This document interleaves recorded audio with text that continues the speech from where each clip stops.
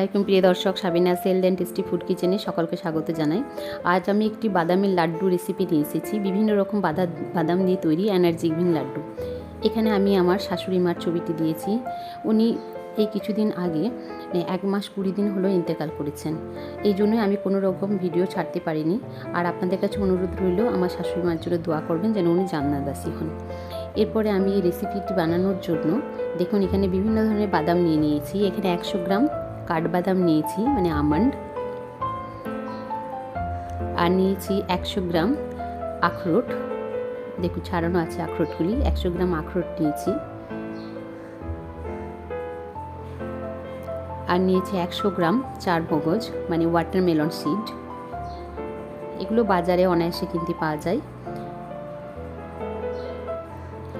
আর নিয়েছি 100 গ্রাম চীনাবাদাম ভাজা, যেগুলো রোস্ট করা আছে, খোসা ছাড়ানো।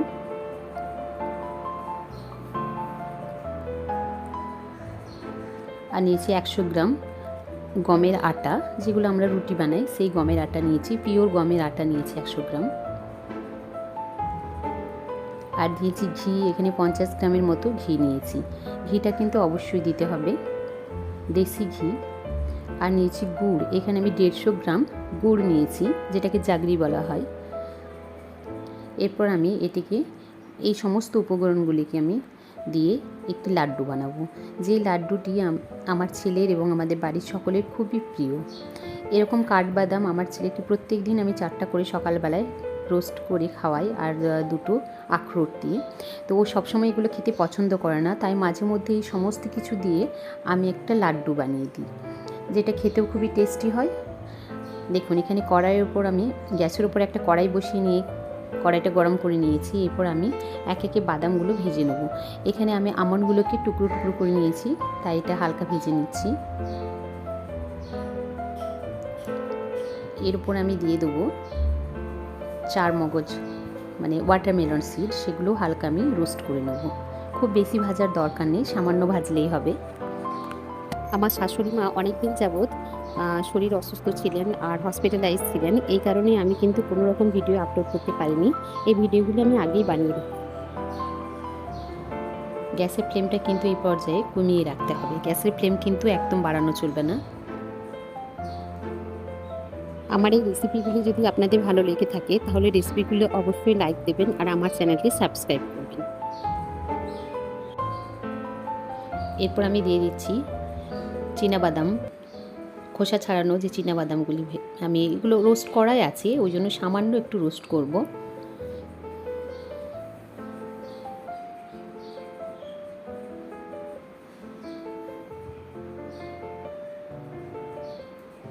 এরপর দিয়ে দিচ্ছি আখরোট।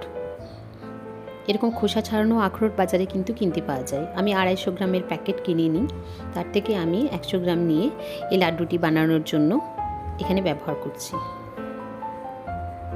আমরা সকলেই প্রায় কম বেশি জানি যে বাদাম আমাদের শরীরের পক্ষে খুবই ভালো, বিশেষ করে ব্রেনের জন্য খুব ভালো। এরকম বাদাম যদি আমরা প্রত্যেক দিন অল্প পরিমাণও খেতে পারি, এতে আমাদের শরীর খুব ভালো থাকবে। আর এই যে লাড্ডু যেটা আমি বানাবো, এটা আবার শীতকালে খেলে কিন্তু আরও ভালো। এতে শরীর গরম থাকবে এবং খুব কম ঠান্ডা লাগবে বাচ্চাদের। দেখুন এগুলো ভাজা হয়ে গেছে, আমি একটি বাউলে তুলে নিলাম। এরপর আমি ঘি দিয়ে দেবো, এখানে বেশ খানিকটা ঘি দেবো।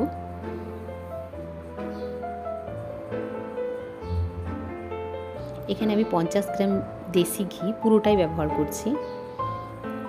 এরপর দিয়ে আমি আটা, যেটা গমের আটা, সেটাকে এই ঘিয়ের ওপরে দিয়ে হালকা আঁচে এটা আমি রোস্ট করব।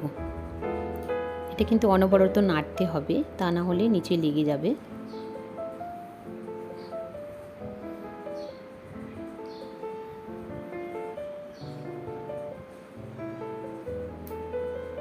দেখুন এটা আস্তে আস্তে কালারটা কীরকম চেঞ্জ হয়ে যাচ্ছে, আর এবং খুব সুন্দর একটা স্মেল আসছে।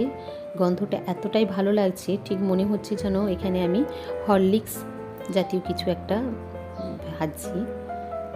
এবার বাদামগুলি আমি মিক্সার গ্রাইন্ডারে মিহি করে মিক্স করে নেব।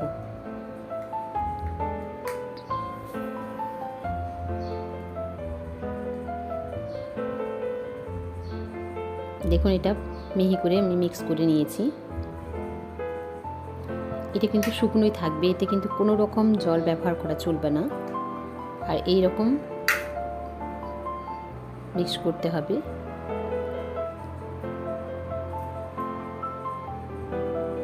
এরপরে আমি একটা সসপ্যানে আমি যে গুড়টা রেখেছিলাম সেটা সসপ্যানে নিয়ে নিলাম এবং সামান্য জল দিয়ে আমি গুড়টা কিন্তু গলিয়ে নেব।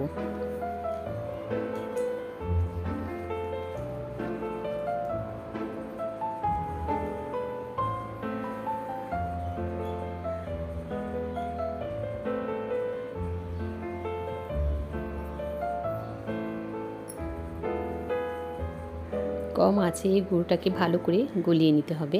আমি যতটা পরিমাণ জল দিয়েছি ঠিক জলটা যাতে গরম করতে করতে মারা যায় সে ততটা পরিমাণই গুড়টা গরম করতে হবে। এরপরে দেখুন আমি কড়াইতে যে আটার ভাজাটা রেখেছিলাম তাতে সামান্য লবণ দিয়ে দিয়েছি এবং আমি যে বাদামগুলো মিক্সার গ্রাইন্ডারে গ্রাইন্ড করে রেখেছিলাম সেগুলো আমি দিয়ে দিলাম। এরপর এক একে আমি সব উপকরণগুলো মিক্স করব।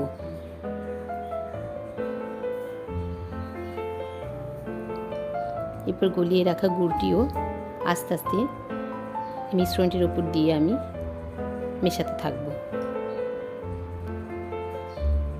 আমি যে পরিমাণ গুড় দিয়েছি এতে কিন্তু খুব বেশি মিষ্টি হবে না, সামান্য মিষ্টি হবে, আর এটাই খুব ভালো। আর আমি যেহেতু এটা একটা হেলদি ফুড বানাচ্ছি সেই কারণে আমি গুড় ব্যবহার করছি, চিনি কিন্তু আমি ব্যবহার করছি না, তাই গুড়টা দেওয়ারই চেষ্টা করবেন।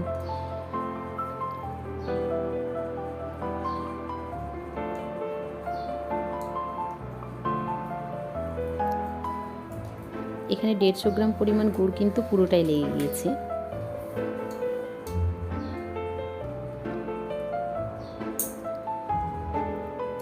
এরপর এটা ঠান্ডা হয়ে এলে আমি হাতে করে আস্তে আস্তে এটা লাড্ডু শেপ দিয়ে নিচ্ছি। দেখুন এরকমভাবে আস্তে আস্তে আমি লাড্ডু বানিয়ে নেব।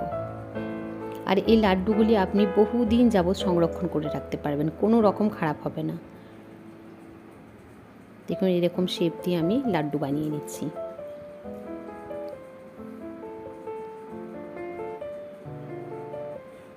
এটা বানানোর পরে যখন আপনি লাড্ডুগুলো বানাবেন এটা থেকে এত সুন্দর একটা স্মেল আসে, কারণ বিভিন্ন ধরনের বাদাম, ঘি সব দেওয়া থাকে। দেখুন এরকম একটা আমি ঝাড়ে এগুলো রেখে দিলাম সংরক্ষণ করে।